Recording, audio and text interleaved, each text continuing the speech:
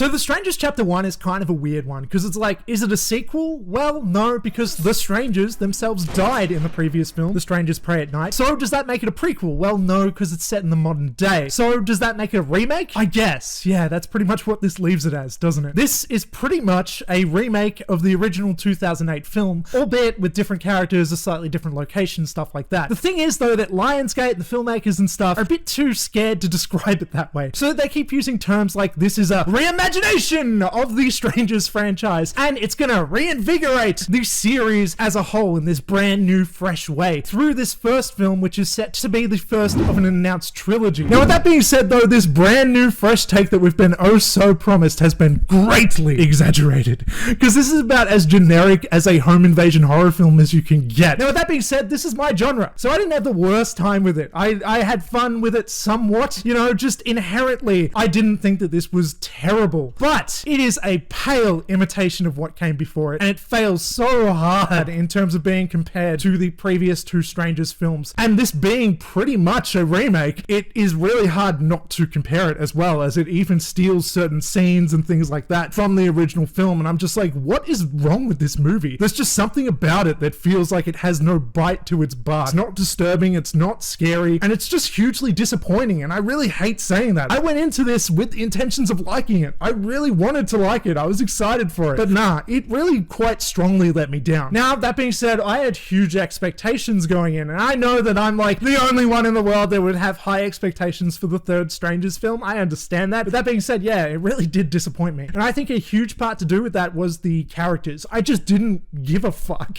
if they survived the situation that they found themselves in. I just didn't care, because these characters, like the main characters in Maya and Ryan, they were just as generic as you can get as well. Like, they had no personality. They were just like innocent, perfect, nice, likable people, as likable as they can be. So much so that it feels insulting, though. It feels like the film is being manipulative, and it turns me around, and I don't even want them to survive anymore at this point. It's like, fuck you, movie. I see what you're trying to do. Whereas if you compare that to the original film, in this, the characters were flawed. They were like fuck-ups in some ways. They did make mistakes. They had relationship issues and things like that. There were things to these characters that made them very imperfect, and it just made the film feel that much more grounded, realistic, and it upped the stakes that much more. I never felt that in Chapter 1. It's kind of frustrating, as well as the fact that the movie keeps going through all these horror tropes. We've seen them 1,000 times before, and I know that horror is very much built up on legacy and redoing the same thing over and over, but here it just felt really egregious. Like, for instance, when these characters roll up into the town that this film is set in, they're like the pretty city folk, right? And they get bullied by the ugly, weirdo local folk. And it's like, what are you even trying to do here, movie? You know, you're just imitating other things now too. Like, this is trying to be like Texas Chainsaw Massacre or Wrong Turn or something. And then once it does get to the home invasion stuff, it's pretty clear where its inspirations are in trying to be a Strangers film, but it pretty much fails in every way. Like, look,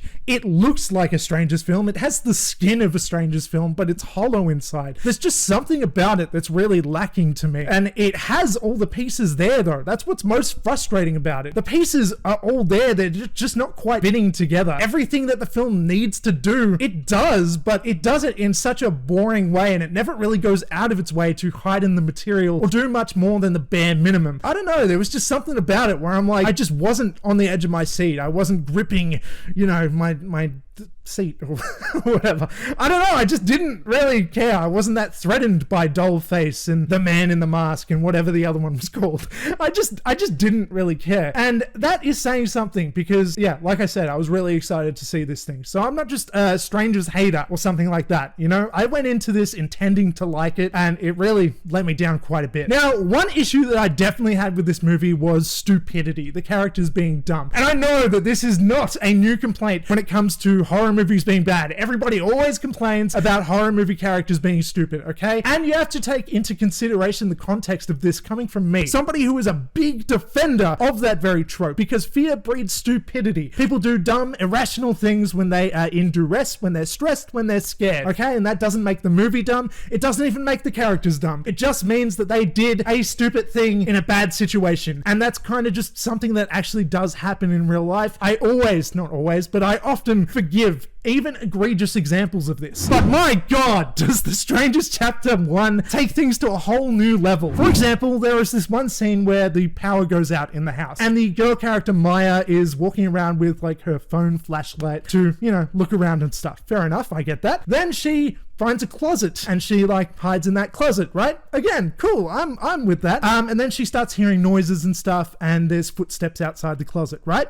And it occurred to me in this very moment that I could see her scared face. And why could I see her scared face? Because it was being illuminated by the phone flashlight. It was still on. And look, I get it, okay? From a practical filmmaking standpoint, there's no light source within that closet, okay? I get it. You have to light the scene somehow. We need to be able to see what's going on. But just from a practical character standpoint, there is no defending why this character would leave her fucking flashlight on. There's no reason for it. And not only does she keep it on, but she keeps fucking like moving it around as well, just for extra attention, I guess. And she soon gets found out, because of course she does. This is a home invasion movie, you know? And that's kind of the thing about this. Like, it's just, it goes through the tropes. It goes through doing exactly what you think it's gonna do. And it doesn't do it terribly. And it's like a good looking film and stuff like that. I don't think it's particularly acted well or anything, but it gets the job done. It's just that, yeah, again, in comparison to the films that came before it, I think The Strangers and The Strangers Prey at Night are borderline 5-star films to me. I fucking love those things. They're absolutely chilling. They're scary. They're disturbing. But with this, it just felt like it was imitating those films, but it wasn't actually committing. It didn't actually have the soul of those films. It just had like the aesthetic to them. And it was like just pretending that it was just as special as those, but it just never quite got there, if that makes any sense. And this being a remake, they even steal actual scenes from the original movie as well, and like redo certain things. Like with the trailer, you saw that they, you know, come to the door, one of the women killers, and she asks, "Is Tamara home?"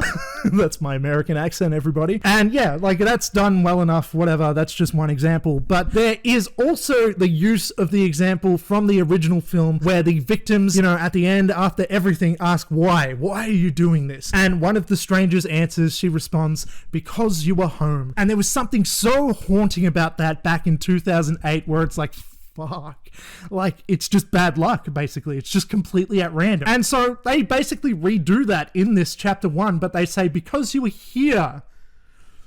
And to me, that wording is monumentally different. I know that they probably meant to make it sound like they were saying exactly the same thing. They just wanted it to sound a little different, I guess. Kind of like the fucking "with great power comes great responsibility" in every different Spider-Man version. They always want to make it sound slightly different just because, I don't know why. They don't want it to be a copy.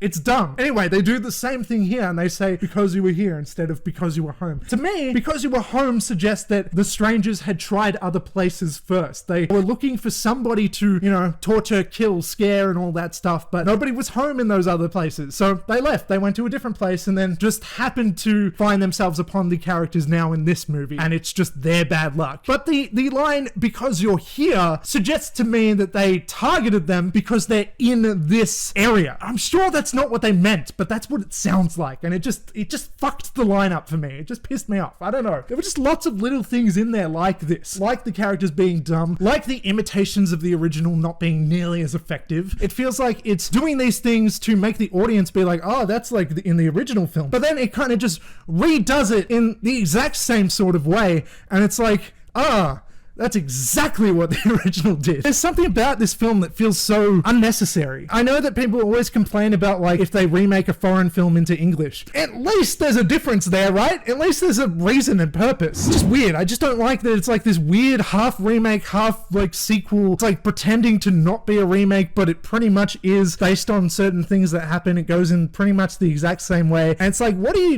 are you? What even are you? The Strangers Chapter 1. And it bothers me. It bothers me. But yeah, again, I feel like I'm really shitting on this thing. I didn't hate it. I had a fun enough time with it. It was intense at moments, and I always like seeing the sort of cat and mouse chase between a slasher, you know, killer and their victims. That's kind of the point of the genre, and it's always a good thing to see, in my opinion. It's like, it's the fun of the game, you know? It comes with the territory. But yeah, it was just something about it that just sucked. So I guess that's about all I have to say. Before you go, please do that things, which are like, comment, share, subscribe, all that shit. I'm out of here. Goodbye.